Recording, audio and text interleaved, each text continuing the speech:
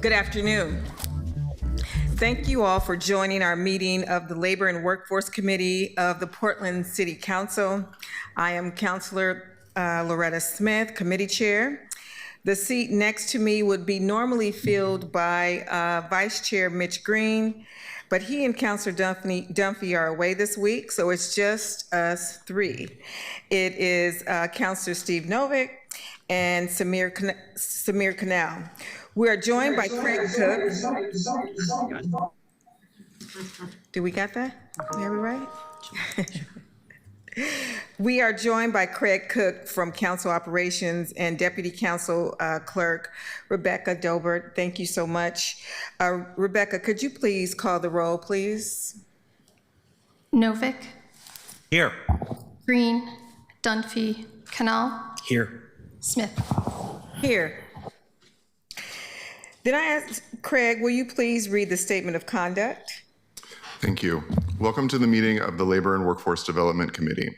To testify before this committee in person or virtually, you must sign up in advance on the committee agenda at www.portland.gov/council/agenda/labor-and-workforce-development-committee or by calling 311.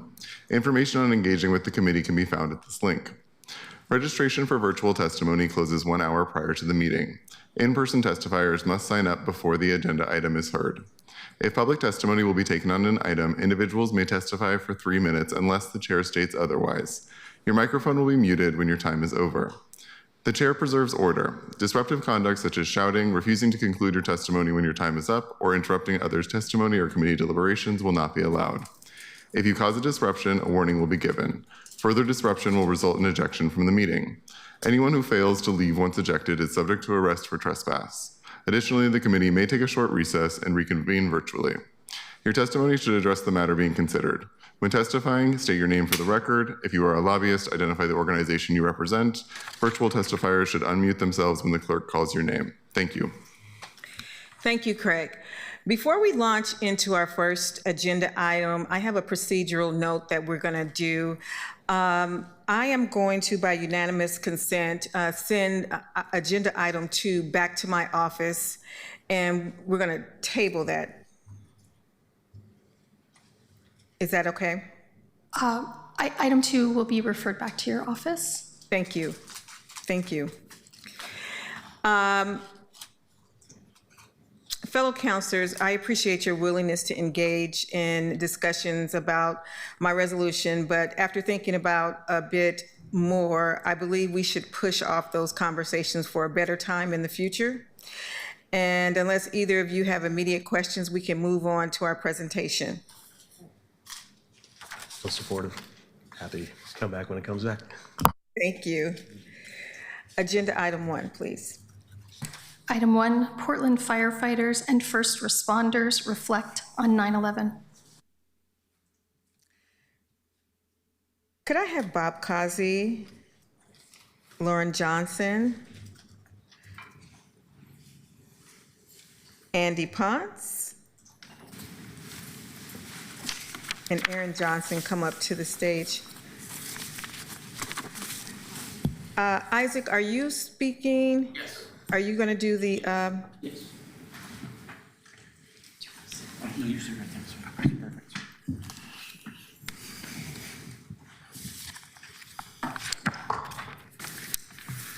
So this brings me a lot of joy today, to be able to have you all here today, to be able to say to you, thank you for the sacrifices you make as emergency preparedness bureaus, and I really appreciate this so much.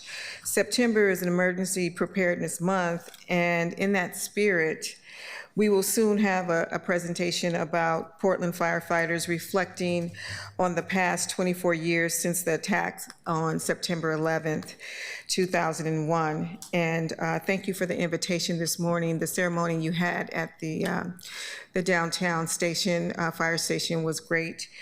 And I think everyone can remember when we first learned about 9/11, when we first learned about the first hit of the planes. I can remember where I was, what I was doing, and I can remember my son. He was 8 years old. He was so afraid. And he thought that his mom, something had happened to her, because I was already going to a meeting out at Mount Hood, and he was gone. So he called my office. He was afraid. He's like, is my mom still there?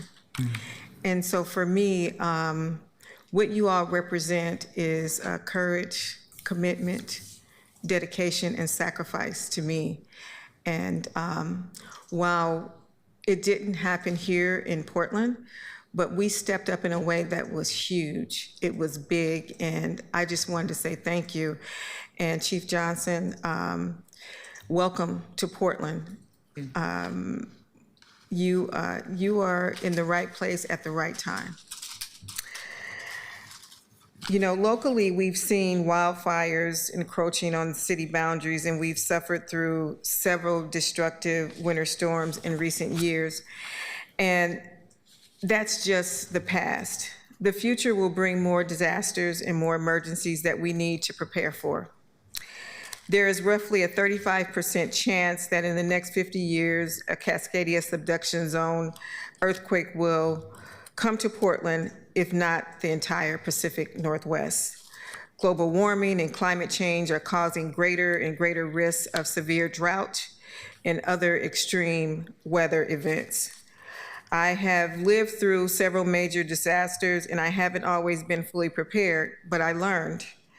Emergency preparedness has to be a regular part of our life and my family's lives. I encourage all Portlanders to do the same. We all need to be prepared for emergencies. We rely on our government to establish conditions for us to live our lives well, especially city and county governments. And we rely on governments to help us during and after disasters and emergencies. But we also have to remember that there will be many times where we will need to rely on ourselves. And I remember the presentation that you gave the other day that said basically most people will be rescued by friends and neighbors. So we have to be prepared. The anniversary of 9/11 offers us a chance to reflect on the tragedies of the day and the emergency conditions we face the days afterwards, but the opportunity that we have going forward. And we have opportunity to talk about how we've improved our preparedness as a city since then, and how the more we learn from the past, we can better prepare for the future. We're joined by Isaac McKillen, president of the Portland Firefighters Union. He will be offering us a presentation regarding 9/11, how Portland firefighters responded, and the lingering impacts and effects. We're also joined by Interim Deputy City Administrator Bob Causey and Fire Chief Lauren Johnson. She recently joined us here in Portland after 26 years of great service with the Fire and Rescue in Dallas, Texas. In addition to having several professional certifications, she's earned a master's in public service, in Public Service Administration last December, Chief Johnson. We haven't had a chance to sit down and break bread together personally, but I'm looking forward to that. I have some places that I want to take you. I welcome you to the city of Portland, and please call on me and my staff if we can help you to settle into your new role. In addition to Chief Johnson and DCA Kazi, we're joined by Andy Ponce and Aaron Johnson from Portland Fire and Rescue. We invited all of you here to answer any questions that come up, but please voluntarily chime in if you would like as we have a conversation. We appreciate all of you taking time out of your busy day to join us in recognizing Emergency Preparedness Month and reflecting on 9/11. And Isaac, if you could go ahead, if there are any other questions that my colleagues would like to say or any statements before we go into our presentation, put your hand up. Are you wanting to say anything, Counselor? Okay, thank you very much. Isaac, take it away. Okay, well, thank you very much, Chair Smith, members of the council. My name is Isaac McLennan. I'm the president of the Portland Firefighters Association, and I really appreciate this opportunity to reflect not only on the events 24 years ago, but kind of where we've kind of gone along the way and how we got here. So just kind of briefly, just a quick overview as we go through the presentation. You can switch sides. We're going to go through the events of 9/11, the Portland firefighters that responded, what they did, the impacts to the fire service at large, long-term health effects. Next slide. The Portland Firefighter Association and the Portland Fire and Rescue Never Forget, and then also the 9/11 Memorial, and then where do we go now? So next slide, please. So most of us in this room looking around obviously will remember this day, as you very well accounted there, Chair Smith. It was a dreadful day, one that will live with all of us as Americans that lived through that, and even those that didn't will learn about it in the years to come. In the fire service, it dramatically impacted firefighters clearly, but not just it was across this country. It dropped all of us to our knees this dreadful day. Next slide, please. So 4 firefighters from Portland Fire and Rescue immediately following this took it upon themselves to take leave from work on their own personal leave. They packed their bags, and as the first airplane off the ground here in Portland that was going to New York, they were on it. And they spent the next few weeks there digging through the rubble with their New York firefighter friend, Billy Quick, who worked just right near Ground Zero. And they knew he was there, and they wanted to be there alongside him as they dug for their friends and comrades and their fellow firefighters and anyone that was alive. We talk about this often, in the fire service. We aren't. This is not just an occupation for firefighters. It's a family you are in, and we are all. We share such a strong bond, and not just here in Portland, but any firefighter anywhere. It doesn't matter where you work. If you're a firefighter, it's like you're a kinship. And there was a special bond there with Billy back there. He has, unfortunately, Billy succumbed to cancer and died from the impacts from 9/11 and then following, as so many have. So just next slide, please. So as I mentioned, the impact of the fire, this really dramatically impacted the fire service. Clearly, we were already dealing with terrorism. For example, there's been several terrorist attacks that happened in the United States prior to this, but none that really impacted firefighters so dramatically. Clearly, we respond to them. We help people. We pull people out. We search for people. We get them help that they need. But not this time, we were among those injured due to the collapse of the Twin Towers. Out of that, of course, became significant behavioral health awareness, not just from the 9/11 itself, which was dramatic, but basically in the fire service in general. We in the fire service were sort of taught, if you can't hack it, this job's not for you. Obviously, that's not okay. And we had a significant string of firefighter suicides that followed in the decades to come after 9/11. And we as firefighters quickly were realizing that we need to do something about that. So the behavioral health is a cornerstone, and Portland Fire and Rescue is, quite frankly, a leader in this because of the people that are here on stage and have come before them. You should know that Portland Fire has done a great job at addressing this behavioral health issue. And then federal coordination realized after 9/11 that we weren't able to communicate with each other in those days when that incident happened and the days to come. So you should know this is the city of Portland was a recipient of federal grants, and much to the, passed by Congress to centralize and coordinate our ability to communicate over the radio. And now regionally, if there's an incident somewhere in the region, we can all talk to each other. We all have each other's radio frequencies. That was not a thing before 9/11. So that taught us that interoperability and the ability to communicate across, different firefighters, but even fire to police, to 911, to, ambulance responders, all across the board. Now that capability exists, and it exists because not only did the federal government respond with grants, but the people that lived here, worked here, actually implemented all that stuff and put it into place. Next slide. Thank you. And then, so I mentioned a little bit about this, but the long-term health impacts, cancer, lung disease, heart disease, and I mentioned suicide, they continue to, they obviously were exacerbated by the incidents of 9/11 24 years ago. But we also realized that cancer now is the #1 killer of firefighters. And so it surpassed lung and heart disease, generally speaking. But there was a significant number that came from the incident itself. But also, this really led us down a path to treat those as well. And here in Oregon, if you're a firefighter in Oregon, many cancers are, if you contract them, are presumed if you got them because of the work we do. Being a firefighter is a class 1 carcinogen, meaning basically your risk of getting cancer is significantly higher than the general population. And the state legislature acknowledges that. Here, FPDR acknowledges that. So we're very, very thankful that those things are in place. And what else has been done is cancer reduction techniques, second set of turnouts these are all recent things that have been done here in Portland and across the nation. Made added in Dallas as well. Fantastic job down there. And it's really keen to the people that are seeing this and then acting on it.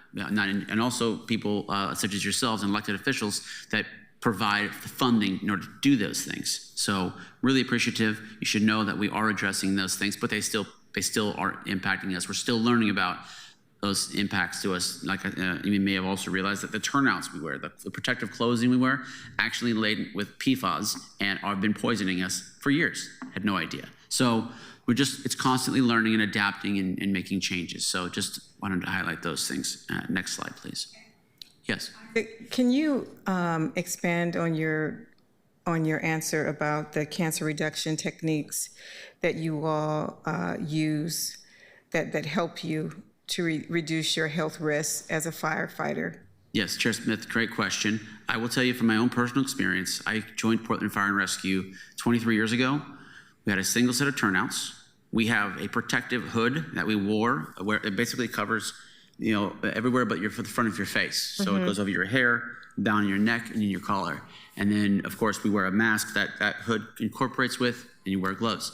After a fire, I would place those turnouts right back where they were, uncleaned, and I would wear those turnouts for months and months and months. And there was an annual cleaning system for your turnouts, but I mentioned that hood that I wore, that almost never got cleaned or replaced. Now, fast forward 23 years later, second set of turnouts, second set of gloves. We replace the hood that goes right near our face and our mouth after every single fire. Those are clean and laundered to acceptable standards. Excellent. And we have extractors in all of our stations. An extractor is essentially a fancy washing machine for turnout gear. It's removing those chemicals as much as possible out of the gear so that you can quickly, in the station, you swap your gear to your second set, you wash the gear that's dirty, and you can put that gear back in service by your next shift so it has time to air dry. So that's what I would say, and I'm certainly open it for other people, but that's... Yeah, for the record, Andy Ponce, I'm the Division Chief over Emergency Operations. In addition to the additional equipment, we do our best to get our crews back to the station within an hour for them to shower because there's still exposure to our skin from the edges of the gloves, the cuffs, around the face masks and stuff, the quicker we can get those carcinogens off of our body, the better it is for us. And then we also try to limit the amount of time we spend inside what we call the IDLH, the atmosphere that's dangerous to life and safety. Limit the amount of time that we spend in there. We'll give the structure some time to ventilate and get those products of combustion time to dissipate before we actually go in and start the investigation and or completely overhaul the fire to make sure it won't rekindle and stuff. So this is a multi-pronged approach to try to get our cancer exposure and reduction completed. Thank you. Thank you. Yeah, okay, next slide, please. And then, you know, firefighters in Portland Fire and Rescue and with Portland Firefighters Association, we have continued to hold a ceremony every single year after the events of 9/11 here so that we can honor those who have fallen and paid that ultimate sacrifice. We have done so every year, not only just at fire stations in the morning when those towers fall, but we've held the ceremony at the Union Hall for a number of years, and then now finally for the last 5 or 6 years or so, we've held it at Fire Station 1, a great partnership with Portland Fire and Rescue, allowing those who need to reflect. We actually have some members here in Portland firefighters, that actually worked for New York City Fire Department, FDNY, when the towers fell. They work here in Portland now. So, it's not something that firefighters, unfortunately, aren't as willing maybe to come before council as much as I am. And so, they are a little more private about how they feel, but I just wanted to know that we have people that work here in Portland. And I would add that now 24 years running, and it's a promise that we all made to each other and to our firefighters in New York that we will never forget. Next slide. So as you may know, this beautiful 9/11 memorial was constructed in New York City. These fountains are where the buildings were, and they have done a masterful job at creating a space that is truly magnificent and allows people to reflect on those that have fallen, their loved ones. Their names are etched around, and it's done in such a thoughtful way. If anybody ever gets the opportunity to go to New York, even just visiting the surface level towers memorial is extremely impactful. The memorial itself is another thing you can walk through. Basically, it's unbelievable the things that they have collected and organized and done in such a respectful way, and truly also honoring specifically the firefighters and first responders, the police that were there to help all the people that rushed in when they were all rushing out. So I would just encourage people to do that. And of course, next year will be the 25th anniversary of the 9/11 attacks. Next slide, please. So now what? As you can see on this slide, I mentioned this morning, in Congress, there's a bill to actually fund the 9/11 Responder and Survivor Health Funding Corrections Act. While there has been a lot of interest to get some of these health programs in place, now what's looming is the funding to actually carry it out so that the people that are enrolled in this program receive the health care that they deserve for their days, for the days and the days to follow when they responded. We are calling on Congress, and I know that many of you may or may not know people over Congress. I will let you know that we have spoken to every member of Congress from Oregon and our 2 senators, and we believe that all of them will co-sponsor and support this bill. So there's no need for hard presses here in Oregon, but of course, we will continue to work on this as we always do. Firefighters, we want to make sure our elected officials at the federal level understand the need for this to take care of those who take care of others. And who's sponsoring this bill? I don't actually have the information right here. Luckily, I came somewhat prepared. It's a bipartisan sponsorship out of it's Andrew Garabino from New York and Jerry Nadler from New York, as well as Senator Gillibrand. And I know that they're looking for a a Republican senator from the Senate to join this bill so that it's bipartisan in both chambers. And so our goal, of course, we're the first year of Congress, is to get this bill passed by the end of next year. And I will be in Washington, D.C. this September, and I will gladly take a letter from members of the council urging our delegation and others to support this bill. Oh, that'd be wonderful. I'd be happy to work with your office on that. Thank you. Yeah. Okay, next slide, please. So here at Portland, really it's about these, how are we going to respond to incidents, not this, but like you mentioned in your opening statement, what do we do know that's coming? We do know that we live in an earthquake-prone region. If an earthquake strikes of a 9-point-something magnitude, we're looking at massive devastation and massive amount of loss of life. The number of firefighters on duty that day will make a difference in the number of people that live and die, and that's just a matter of fact. So our job as firefighters is to present, to make sure that we manage the risk that is put before us. Obviously, firefighters did not build this city, but we are charged with its protection. So our job is to make sure that we know where our areas are that need to be supported, whether it be day or night, weekend or weekday, and inform the people who make decisions about what those needs are, and then if we can fund them. And that's what that continued message will be for myself, and I know from other people who work in this job, you can't, it's a partnership that firefighters need with our elected officials in order to do what we do best, which is put our turnouts on and get on those rigs and go to work. So we have drilled and drilled and drilled on what to do with numerous situations. Clearly, there's no one size fits all, but we pay attention to what happens in our world, in our community, and we try to build the most robust system possible to respond to any and all hazards to make sure that we do our best to save lives and property. And then with that is that state of readiness. You have 31 fire stations across Portland. We know from the recent Citygate study that it's not sufficient to protect the citizens of Portland. We need to do better. We need to continue to grow. I know that many of you are champions, so I'm preaching to the choir on this one, but that still remains to be seen with the stations that are not, still need to be built. We need to find ways to fund them and make sure that everybody that lives in the city has the same level of protection no matter what, whether it be something personal to them, whether it be a house fire or cardiac arrest or something more large like a full-scale earthquake or act of terrorism. And then the last part I mentioned is partnerships. While when the first moments, as you mentioned, Chair Smith, neighbors will be helping each other, and there won't be enough firefighters to go around the whole city and help everyone. We will be relying on community to help each other. We are going to do our best to do everything we can, but we will immediately be stripped of resources. So our ability to save lives and property will be paramount on partnerships with our emergency operations, with BOAC, with Portland Police, with AMR, with Portland Street Response, with CHAT.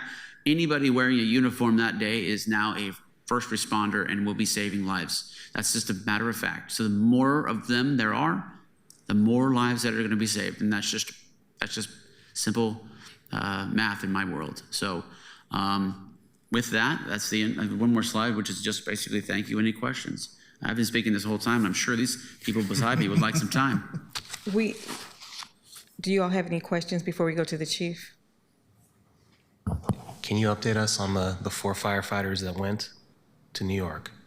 The 4 Portland firefighters are actually all since retired from Portland Fire and Rescue, and at this point, do not seem to have any long-term health impacts. So they're all doing well, and they have.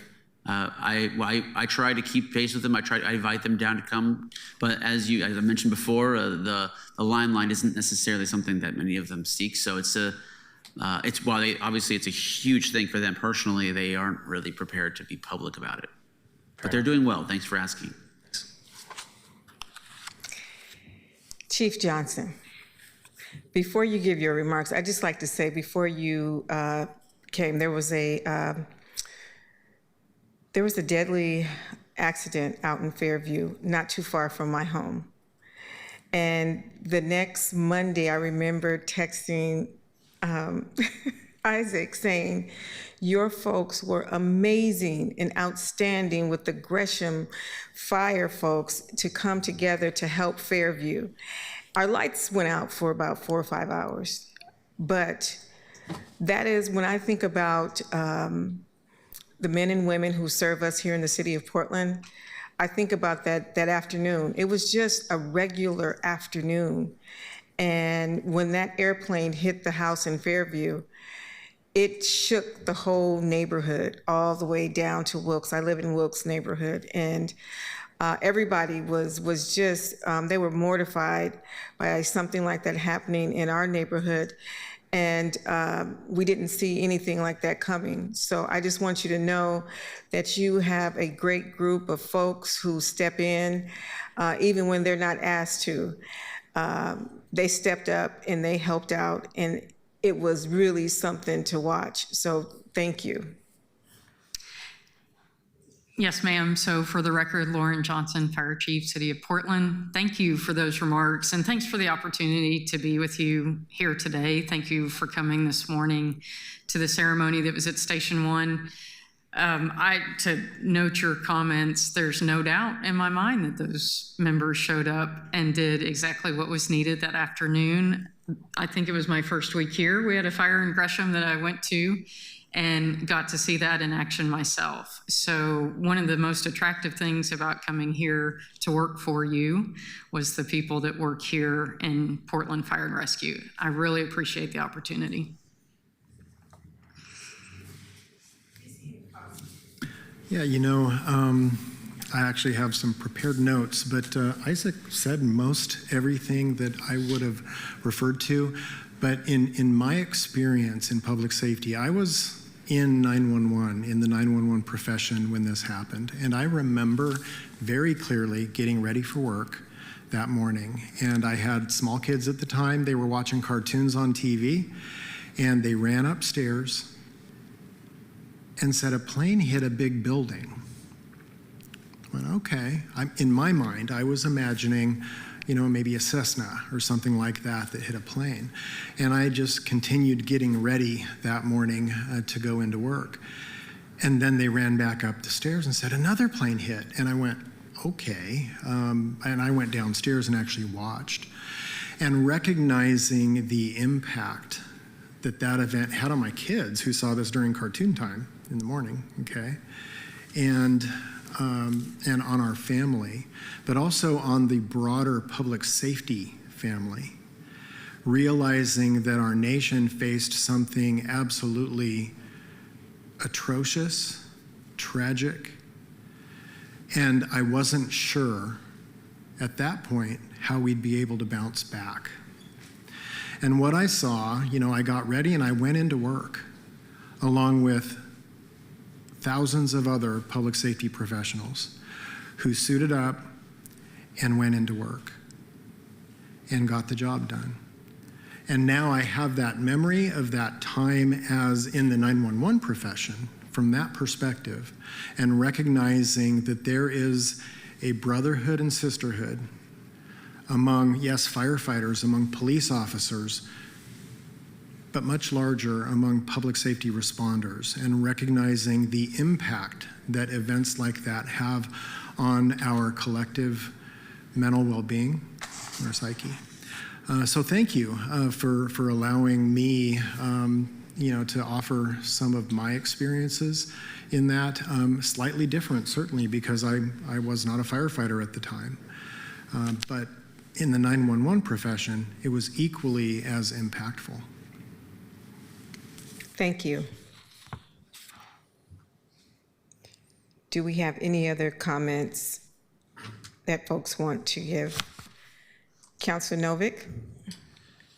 Yeah, I was really encouraged to hear about the cancer reduction efforts that you've been doing. And I've been really concerned to read about, with all of these wildfires, the long-term health effects that we expect to have when people are fighting wildfire after wildfire. One of the concerns about the Cascadia subduction earthquake, of course, is if the CI hub goes, then you could have fires with huge chemical composition, could be particularly damaging to the long-term health of people who are dealing with that, which is another one of the many reasons to do everything we can to forestall a disaster like that. So I just want to say that, the health of firefighters doing your regular job and also dealing with, more dramatic emergencies has to be a high priority. We should all be thinking about, and if you are aware of things that we can do to help make sure that we guard against long-term health effects from dealing with your regular jobs and with any dramatic emergencies, please let us know. Not sure if that was for me, but I'll say thank you for those comments. But Yes, And that was- no, we appreciate that, and will do. And in terms of long-term health impacts that you discussed, I know that hundreds, if not several thousand firefighters and rescue personnel worked and volunteered at the World Trade Site. And I understand that about 400 New York firefighters responded that particular day, and hundreds more streamed in from all over the country and the world in the days and weeks afterward, and including the 4 Portland firefighters you specifically mentioned. Has anyone been able to accurately determine the true number of people who actually worked and came and joined in with the firefighters? We were trying to find that number of folks that did the recovery and the cleanup operations. I don't know if that would come from FEMA, but I know that it was an enormous big lift for everybody around the country, and we were trying to find out how many people participated. I just wanted to give them applause for doing that, because that really, really helped. Absolutely. Applause indeed. 100%. As far as the specific number, I think at my best it would be an estimate, but I don't know that off the top of my head. I do know that, like I mentioned, there's 135,000 people that are kind of enrolled in that 9/11 sort of response. The sort of the after effects of that are in that program that are waiting for those, that have been approved. So I don't know if that number is somewhat correlated to that, but like you said, the entire region just Converged on New York. And it was, part of that memorial I mentioned, it goes through, it shows you the convergence of that region on New York City to respond to that. If I'm not mistaken, there was a ride to New York City with folks here locally. It was a freedom ride. Was that with Bill Nato? He took a group of folks of Portland, a full plane, to help the community bring back some commerce and to be there to support the city and to let them know that we cared, and we still want to come to New York and have it be the commerce city of America, and also to show people that we cared. And that was huge, knowing that next year marks the 25th year since the tragedies of 9/11. What can we do now to prepare for that occasion? Do you have any ideas for our city government specifically that you would want to highlight next year, that we would need, a nice little runway to help you make it very special next year? Who was that question for? That's to you, and actually it's to Chief Johnson. I don't want to put her on the spot because she's new and she doesn't know all the levers that we may have here. But I'm talking to DCA Causey, I'm talking to you, Isaac. If you all are planning something extraordinary, this morning was great, but I know that, on the 25th anniversary, people try to do something very special, but if you need our help, let's talk about that very early. Well, Madam Chair, just real briefly, the laundry list might be huge, but I will tell you this. You guys we are doing a great job and making sure that we're taking care of our community. We're building housing for people to live in, so that they're, following the mayor's plan to end unsheltered homelessness, which is all fantastic. But what we're doing is we're building these buildings. We're having people put in there, and I can tell you that we're not increasing the number of people the number of firefighters, the number of fire stations. So what we're doing is we're stretching our resources thinner and thinner, and that was illustrated in the Citygate study immensely, the area specifically in District 1, where we have not built new fire stations, but we are building 4, 5, 6-story buildings and packing them full of our citizens, in a way that it's unsustainable. So we need to make, that's one thing that I think should always be on our radar as our city continues to grow, we continue to look at this. We need to make sure we can be there for people. Firefighters' worst nightmare is that we're not there when someone needs us. So that's what we want. We want to just be there when someone needs our help. That's what I'll say. And I sit on the Transportation and Infrastructure Committee, and Councilor Clark, who is the chair of that committee, she had the PBIM folks there, and they talked about and put up maps of all these volunteers that we have around the city. I was just like, oh my God, all these folks are really here. But when I looked out in District 1, I looked at my little neighborhood, and I noticed that we didn't have one person. And at that moment in DCA Causey, I said to myself in that moment, and I talked to my staff too, we're going to complete the 28-hour CERT program. And this time next year, we will be certified and try to bring others in our neighborhood to participate. Because like I said, we are at, I'm at 158th, 4 blocks off of Gresham. And I consider us being the front door to the city of Portland. And I want to make sure that the folks that are out in District 1, that they have folks who are going to be first responders. If you can't make it, depending on what happens with this next disaster, that there will be people from the Wilkes neighborhood. We have a strong CERT team out of our Gay and Park Rose. And we need to continue that all the way to the Gresham City line. So we are doing that, and I am not making anyone do that. And I told my staffer, Joel, who's our policy person, that I had committed to doing that certification. And he said, I want to join you, Counselor, if you don't mind. And I don't mind at all. So I just want to say you all inspire me. And I know as a grandmother of 3 kids that it is so important for you to be the example you want them to be. And hopefully that they will be people and little people in this world to step up and help those folks who become vulnerable because of a disaster like you all do. I'm very proud of you, and I'm proud of the work that you've done in the past, and I am so proud of the work that you're going to do in the future, because you represent us, and you represent us well.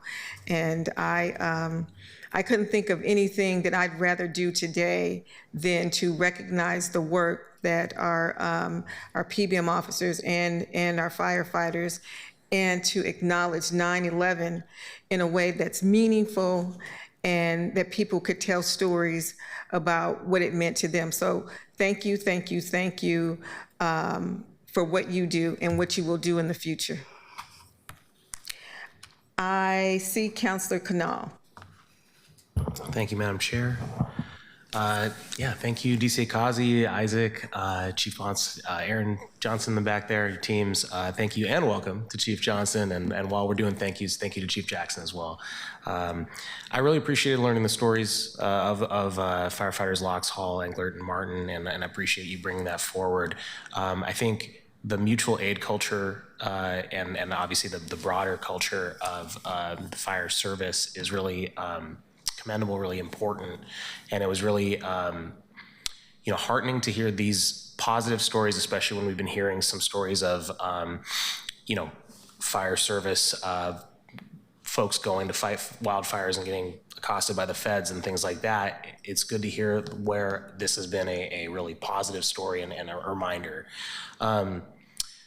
I lived in the Portland metro area when 9/11 happened, but I lived in New York for 6 years, and I've gotten a chance to see the construction, the tail end of the construction of both the Freedom Tower and the Memorial, and had a chance to go through, and I'll just co-sign everything you said about, in particular, the Memorial Museum. They were still finding things in between the buildings for years afterwards. I went to school down by, get off at the World Trade Center stop, the subway. So you'd see around, you'd say, I walked by that gap in the buildings, and then they found something in there it was pretty crazy. And the tail on this story is long. So I appreciate that being brought up. I also co-sign everything Councilor Novick said about wellness. You happen to have 3 members of not only this committee, but the Community and Public Safety Committee. And so I think between the 2 of those talking about first responder well-being is you're well represented in both sides of that story here. And I also really wanted to highlight, I keep talking about increasing capacity for firefighter training so that we can, fill our vacant positions, but also increase the number of positions, and appreciate the public reminder as to why that's so important. And then the last thing I'll say on the question I had is I'm happy to join that letter, Chair Smith, but I wanted to ask if anyone knew if HR 1410 is on the city's legislative agenda formally, because I think it should be. I think it's a very easy thing to get at it. So just wanted to ask. I don't know if... Well, I will send a note to Sam Chase after this meeting, who is, he's the head of government relations for the city of Portland. I know last year there was a blanket, during, I should say last April-ish, there was a blanket plank of the platform, so to speak, about wellness and all of that, but I know that it gets operationalized to the specific bill as those are filed, so I don't think this particular one had been filed at that point, but maybe you know more. Just to, for the record, Isaac McLennan, Portland Firefighter Association, I would say that I do know this bill represents, there's people who live in all 50 states, and I think just one short of every congressional district, so there's somebody living here who's benefiting from this program here in Portland. I don't know their names, obviously. I don't have access to that, but I do know the broader statistics. So I appreciate that support for that resolution. I don't have the background on the what the City of Portland officially is doing on there. I welcome that 100%. And it does, like I mentioned, it is getting support from our elected officials from Oregon, but I don't have the more than that. Yeah, and I'm sure anyone who goes there will probably see John Stewart there arguing for as well, and appreciate it. And I look forward to being a part of that going forward as well, to get that into the lobbying efforts. Bree, you look like you were going to say something. I'm happy to make just one small comment to something that Councilor Novick mentioned earlier, which is that the Public Safety Service Area is putting forward the CEI Hub as a major legislative priority in the 2026 short session. Great. Thank you. Thank you, Councilor Canal. And Councilor Novick, any comments? Yes, first I have a question, and this is definitely a topic we'll take up in the Public Safety Committee, but Isaac, I apologize if you already mentioned this, but do you know off the top of your head how long we've been stuck at 31 stations? Oh, that's a great question. Essentially, that's the same number of stations that I came in on 23 years ago. There's, I think, add 1. So we've added 1. So I've looked at that. Sorry, Chief Ponce is way better suited for that answer. Yeah, Andy Ponce again. So I was hired in 1998. Our on-duty strength during 1998 was 168 members on duty every day. We're at 171 now, so we've added 3 positions to our on-duty staffing.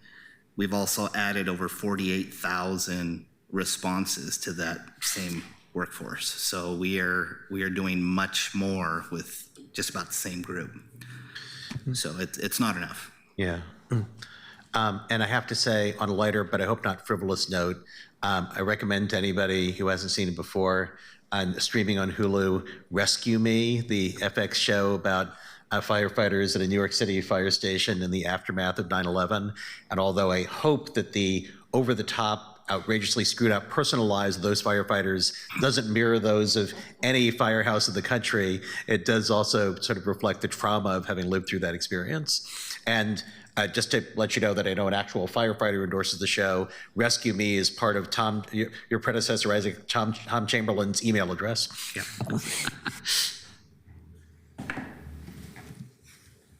Well, thank you. Chief Johnson, I will give you the final word on anything that you want to say.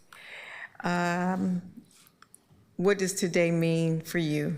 Sure. We had the opportunity to reflect this morning as a group, and I mentioned to several people that having this first September 11th as the fire chief here was especially meaningful. To be able to be with the crews and see their faces as they're making runs today, just like they did yesterday. So it's top of mind for sure. September 11th for us really is a story that we should never stop telling. I know that before September 11th, Texas City, so where my home state, was the largest loss of life, firefighter life. But before that, and in somewhat neat connection, the Great Fire of 1910, which impacted this area, was the largest loss of firefighter life. So I found it neat to just think through history that I've now kind of touched those areas and ended up here in Portland. To remember today with you, that was extremely meaningful to me. I've enjoyed throughout this process coming to be the fire chief here, finding those little nuggets that really made me feel like I was on the right path. And that was one more connection. So looking forward, I think every year you'll hear from us to make sure that we don't forget. And then it just emphasizes the importance of reflecting on all of the lessons that we've learned since that day, how government has come together, departments have come together, really advancements in technology. There have been so many positive changes. And that tells us, and is a great lesson for us to remember, that we should do that every time. Every house fire that we have, we review, we think about what can we learn. We come to you informed so that we keep you up to date on our needs so that we can better serve the community. And obviously, September 11th was just at a much larger scale so that we learn those lessons, not just nationally, but worldwide. And we're benefiting those from their sacrifice. We really appreciate the opportunity to be with you today. Thank you so much. And since you brought up the 1910 fires, I was thinking, Captain, what does firefighting look like today as opposed to the 1910 and when we had fires? And I remember when DCA Myers was here and he was in the position. And he talked about some of the other things that you all do that I don't think people know or can appreciate, that you do more than just fighting fires. Could you kind of expand on the scope of work that you actually do on a daily basis? Yes, we are an all hazards response workforce. So it is more than just structure fires. We have hazmat calls, technical rescue. We have a marine division. So if anything happens on the water, we can handle that. And on top of that, all the medical response that we do. All of our units are staffed with paramedics, and so if someone is having a medical emergency, we will co-respond with the ambulance service to address their needs and help get them to the hospital. So we are truly the catch-all for everything, and it seems like things keep changing on us. Just even with the advent of electric vehicles, those present a significant hazard to us and the public because of the products of combustion once they're on fire, and we have to change the way we fight those fires in order to remain safe and put them out. So it's an ever-evolving thing, and like Chief says, we review not only our incidents, but incidents that happen across the country and in our mutual aid areas, and we share information so that we can learn from each other's incidents and be prepared for what's to come. So explain to me, because sometimes I've seen on the news where we have unsanctioned homeless camps and we see trash cans, we see cars on fire. Who are we supposed to call? Should we call 911? Yes. And you all will come out and handle that, or who Correct. handles? If it is a camp on fire or something that is not supposed to be on fire, we will respond. Okay. Yep. Okay, excellent. Well, I want to say thank you all. Unless my counselors have anything else to say, are you up again, Counselor Knoll? Yeah, I just wanted to, since you mentioned the marine side of it, to say thanks to Station 8 and 17s for my ride along with y'all, and we got to get some of that speed back on the fireboat up there, because and I also wanted to say thanks to the folks I met a couple of the other departments like mutual aid with, and they obviously are in a similar line of work with a little bit of difference at the airport or whatever, and had a lot of nice things to say about your new workforce. So yeah, I just wanted to make sure I shouted them out, and thank you. Thank you. That's really great. And I know we're all going to be looking at different things, the scope of work. So Chief, I'm going to give you another assignment. Please let your folks continue to bring the fire trucks to Good in the Hood, okay? Because Yes, we ma'am. love that parade and we love to see those fire engines coming down. I mean, you never, when you look at kids and they look at those fire trucks, it's almost like Christmas, okay? That's why we So, do that. please keep that on your list of things to do, and maybe you can join us next year. While I'm not a counselor of District 2, I have a lot of family who live in District 2, and I'm often in District 2. But that is something that we can all look forward to every year. Sounds great. Thank you. Thank you so much. Thank you, Councilor Canal. Thank you, Councilor Novick. It's been great. And we will return to the disparity study at a later date. And thank you all for coming. I appreciate you. Thank you. Thank you.